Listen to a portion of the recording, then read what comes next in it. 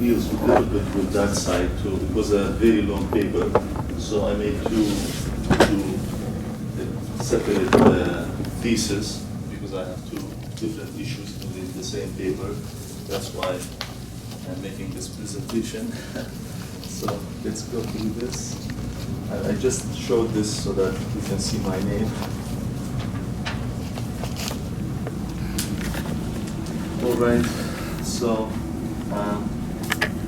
this issue of causality for AlGhazali is one of the interesting issues that came up actually in the section 17 in this book, The Incoherence of the Philosopher. There are some segments that he specifically talks about causality, and that the section 17, it has become one of the controversial issues. Many scholars, they wrote about this idea of causality for AlGhazali in different understandings. What does it mean exactly, causality for AlGhazali?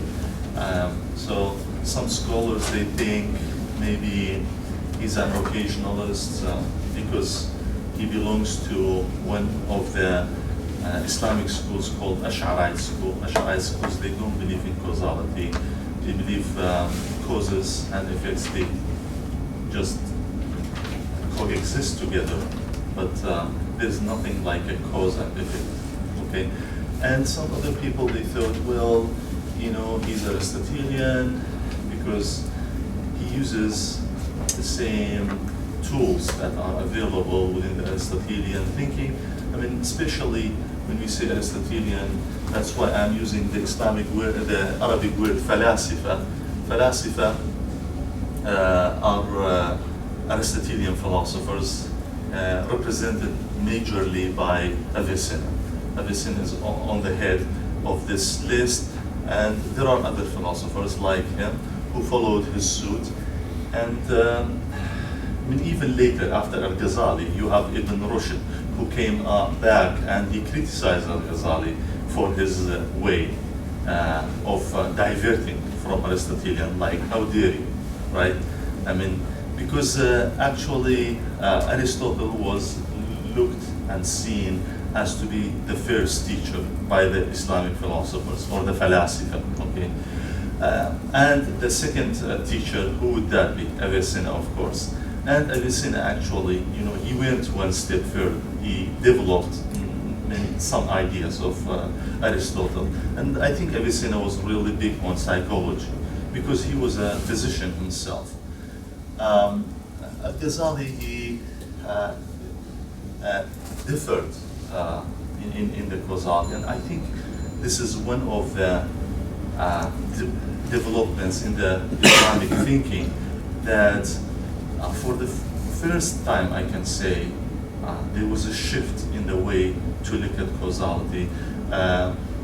Although, I mean, before that, as I said, Ash'arites, they had this idea, but it was not as systematic as we can see by AlGhazali. It's really, I mean, I would like to see it as something different because he departed from the Aristotelian thinking. Okay, I mean, and I understood this idea of causality within the philosophy of science, actually, myself. There are two opinions that AlGhazali had in section 17. In one of them, he departs from the falasifa. He doesn't agree with them.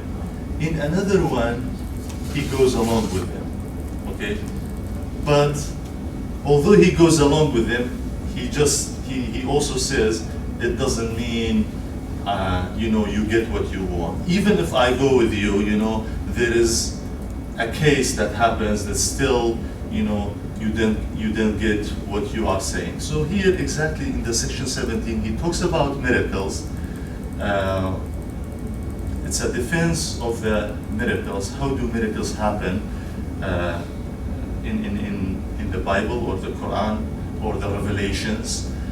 Because we have examples like Abraham was thrown into the fire in Iraq by Nimrud, and he survived the fire. And they say this was the, according to historians, they say this is the biggest fire in the history of Earth. This is what they put it like.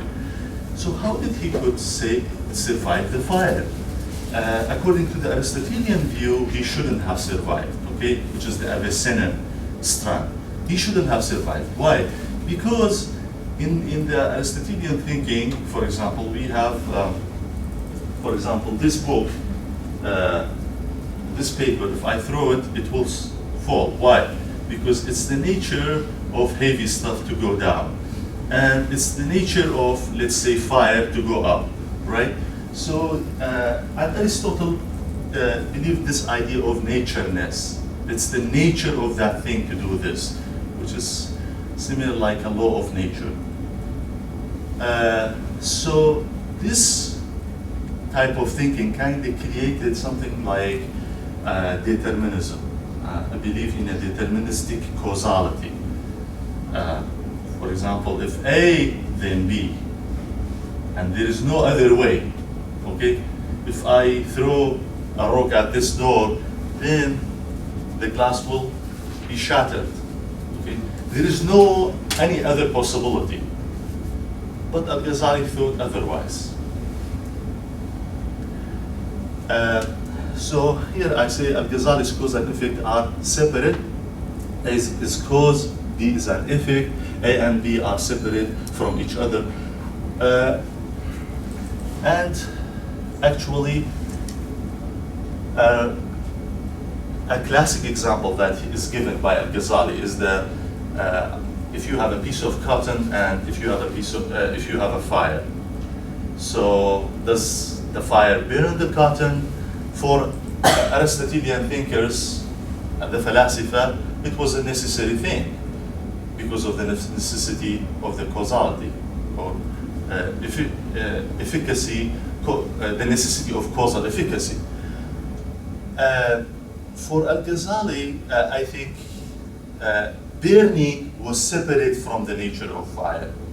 Burning was something else, and fire is an object, okay? It doesn't mean that burning is in fire, okay? What made burning to be in fire is God. If you put a piece of cotton on fire, it may burn, it may not burn. You have two possibilities, okay? Or maybe a range of possibilities. I think this was the invention of AlGhazali. He redefined the word possible. And this is where I think his major work comes within, because I think AlGhazali was obsessed with logic. He was really obsessed with logic, and he loved logic. And this is what I think he did best. And I think he made an expansion in the realm of modality by redefining the word possible. For the philosopher, possible was in the reality. It was an ontological thing, right? It was outside the capacity of human being. For AlGhazali, it was in the conception of human being. Could we conceive of something to be possible or not possible? And there was a difference. AlGhazali, he differentiated between two things.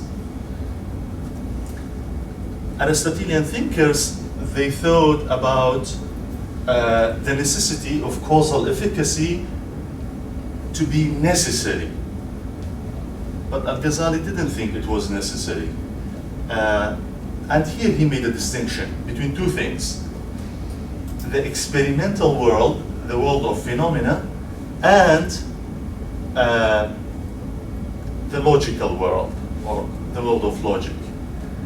He said there is a difference between logical necessity and phenomenological necessity, something like this, okay? You can, because if you say it's a causal necessity, if I throw the stone at the door, then the door will be shattered. If you are, which one do you mean? You mean experimental necessity when you say it's a causal necessity, or do you mean it's a logical necessity? because logical necessity is a higher bar compared to phenomena, to the world of phenomena, and the necessity in the world of phenomena. And he thought to put a logical necessity over me throwing a stone at the door, it's counterintuitive. It's just very potent. I mean, we know it might be shattered, it might stay as it is. So he gave this example, and later also he gave many other examples that come from the language and grammar.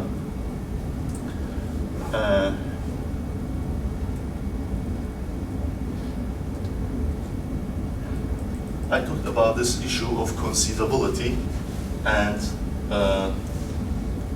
world is contingent in itself and a necessity in relation to God. So these, I mean, this issue has also repercussion on the on theological repercussions. For example, what God can do and what God can't do. Okay, it goes into this idea. But here I'm just explaining a little bit about, you have a cause, you have an effect, A, B, and you have an effect here. So AlGhazali differentiates between two things, because Aristotle, I think, delves into the idea of having artifacts and in the world of nature. So he also accounts for that. And this is also in the natural world, you see, it's kind of different. For example, you might have might have a plant or a seed in the beginning and then becoming a plant. So, I mean, they talked about a lot of things. One of these things that you have to account for here is causality across time, which is different than, you know, in the world of, for the artifact. Maybe for the artifacts, you have only instantaneous, like A, B, and C, which is the result. But here, you also have to account for the time. So there is a synchronic and diachronic causality, and they talked about